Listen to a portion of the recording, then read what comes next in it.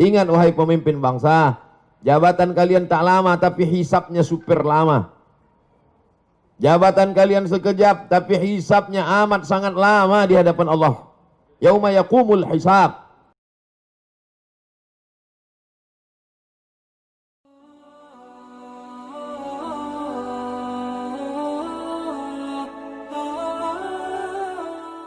Menghadapi kebijakan-kebijakan pemerintah yang tidak adil ini.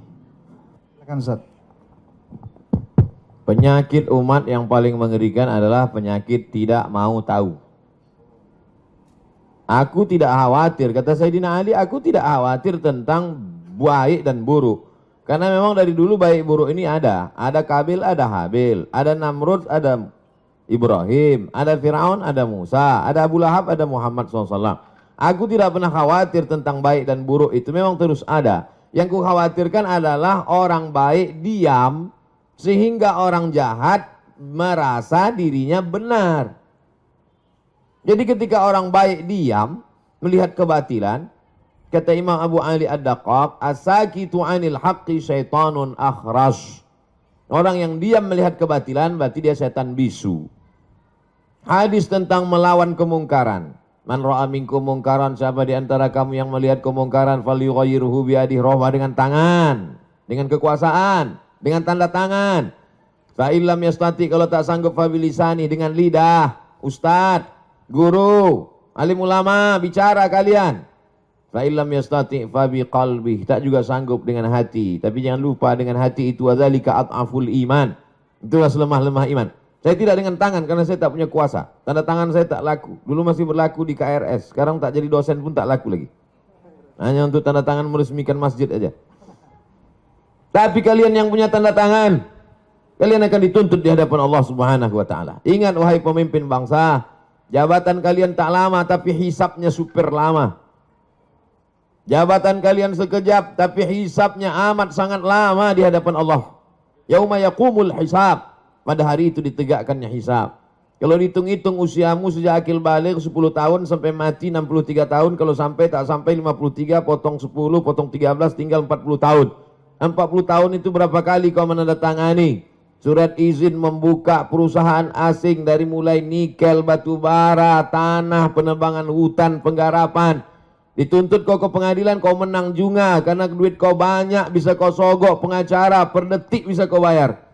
Tapi di akhirat, al-yawma naqtimu ala afwahim, mulutmu terkunci, wa tukallimuna aydihim, tanganmu akan bicara. Inilah tangan yang dulu menandatangani persetujuan.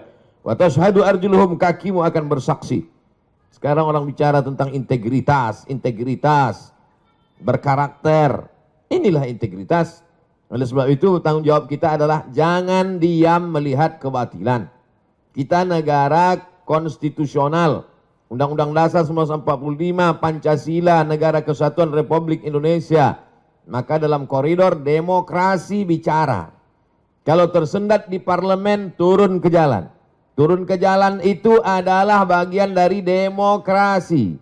Kita bukan negara monarki, tidak lagi di kerajaan Sriwijaya. Kita bukan kerajaan Siak Sri Indrapura. Kita adalah negara Kesatuan Republik Indonesia. Apa pesan Bung Karno? Bagi yang tidak setuju, bicara di parlemen. Orang yang duduk di parlemen itu siapa milihnya? Kita yang memilih mereka. Maka orang yang kita pilih itu kalau dia salah, kita yang meluruskan mereka. Saya luruskan dengan khutbah Jumat. Mereka tertidur waktu saya khutbah. Saya luruskan dengan ceramah. Mereka tak punya waktu untuk mendengar ceramah saya. Saya doakan mereka di tengah malam supaya dapat hidayah. Berikan mereka hidayah ya Allah. Maka kita semua jangan diam. Karena diam itu adalah puncak daripada kezaliman. Fir'aun itu sebenarnya tidak berapa zalim. Tapi karena orang diam, dia menjadi-jadi. Sembelih semua anak-anak mereka. Dia sembelih lah.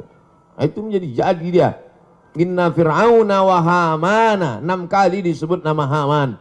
Haman itu bukan orang bodoh. Haman itu kalau hidup sekarang Profesor Dr. Haman. Cerdas dia, tapi kecerdasannya dipakai untuk menjunjung kekuasaan yang zalim. Umat ini dipuji Allah karena amar ma'ruf nahi mungkar. Kuntum khaira ummah. Kalian umat yang terbaik. Syaratnya apa? Ta'muruna bil ma'ruf wa tanhauna 'anil munkar. Oleh sebab itu Dalam bahasa Islam, agama Islamnya amar ma'ruf nahi mungkar. Dalam bahasa konstitusinya adalah kritik membangun, berdebat di parlemen. Parlemen, parle itu bahasa Perancis artinya ngomong. Parlemen, tempat ngomong. Kau didudukkan di situ untuk ngomong, bukan untuk tidur. Oleh sebab itu maka habis sudah saya sampaikan. Mudah-mudahan sampai ke telinga mereka. Mereka tonton. Jangan lupa kalau kau tonton, subscribe, like, and share. Wallahu a'lam.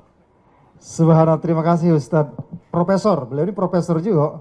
Ya, jadi alhamdulillah, insya Allah apa yang disampaikan beliau ini menjadi penyemangat ya, penggetuk hati-hati kita. Ustadz, ada pertanyaan yang kedua ini dari M. Alvinus AR. Assalamualaikum Pak Ustadz Abdul Somad. Menurut Ustadz, langkah-langkah memperjuangkan kedaulatan energi yang sudah diambil oleh Serikat Pekerja Pertamina, apakah sudah tepat? Lalu yang kedua, kiat-kiat apa yang harus diambil pekerja Pertamina untuk mempertahankan Pertamina ini tetap 100% milik rakyat Indonesia? Silakan Ustaz.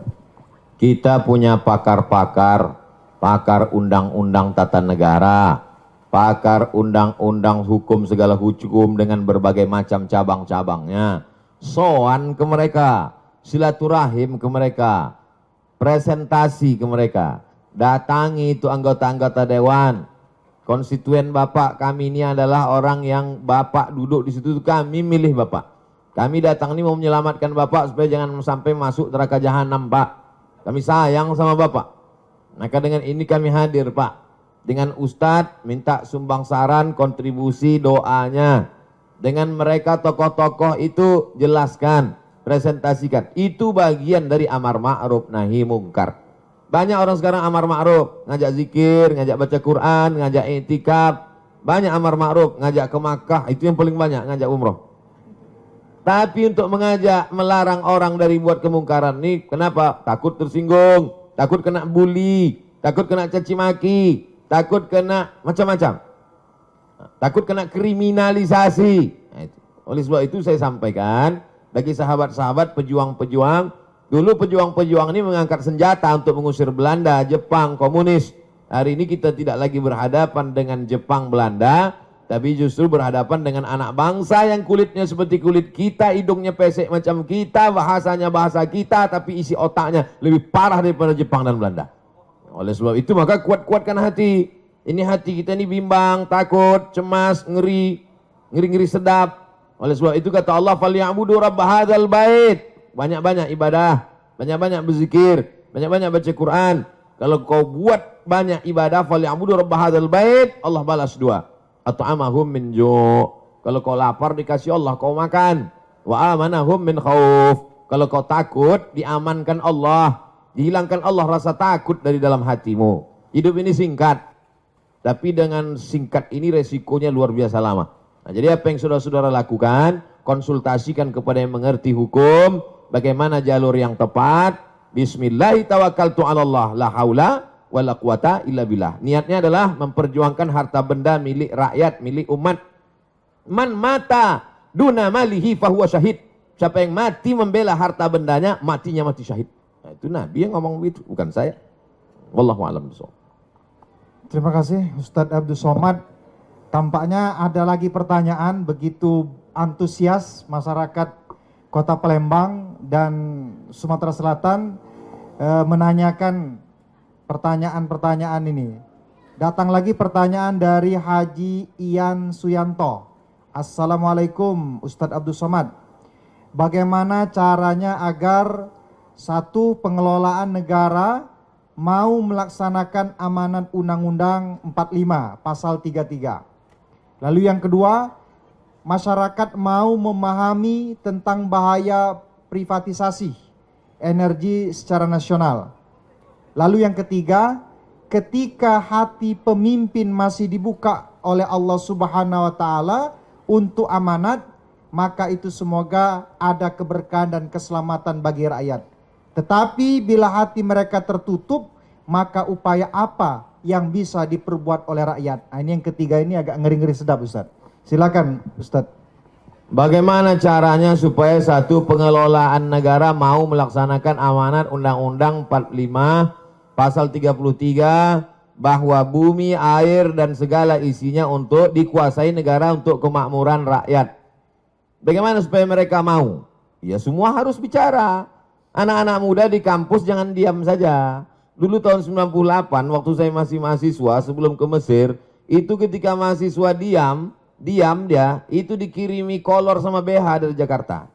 Artinya bencong kalian, kenapa tidak bicara? Suarakan aspirasi, sampaikan, kalian kan mengerti. Mahasiswa itu kan membaca, mahasiswa itu yang paling bisa menyuarakan karena dia tidak punya kepentingan. Kalau perusahaan-perusahaan pimpinannya mungkin takut, kepala-kepala daerah mungkin takut banyak catatan dosanya. Tapi mahasiswa di mana letak? Kalau waktu jadi mahasiswa aja sudah tidak punya idealisme, apalagi nanti sudah menjadi pejabat. Oleh sebab itu semua bicara. Mahasiswa bicara, tokoh masyarakat bicara, emak-emak milenial juga bicara. Di grup-grup WhatsApp itu jangan lagi bicara tentang artis itu, ini segala macam. Yang mubazir tak tentu arah. Itu namanya dosa kering. Dosa kering itu artinya berdosa kering, tak ada manfaatnya. Tak ada dunia, tak ada akhirat. Oleh sebab itu speak up, bicara.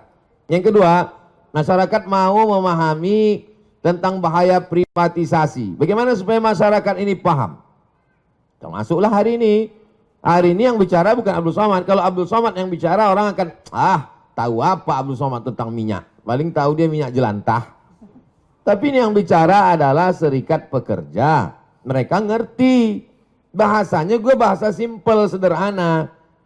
Bahasa-bahasa yang mudah dipahami masyarakat. Dosen-dosen di tengah komunitas Civitas Akademika, mahasiswa di kampus. Karena kampus itu otaknya.